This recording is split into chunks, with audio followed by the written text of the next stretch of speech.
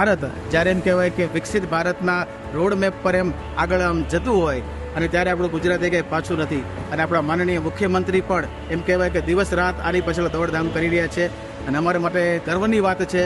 આ મોકા ઉપર ભૂપેન્દ્રભાઈ પટેલ ગુજરાતના સીએમ સુરતમાં પધાર્યા છે, તો અમને તેમને મળવાનો એક અનેરો આનંદ મળ્યો છે. એ અમારા માટે સુવર્ણ મોકો છે.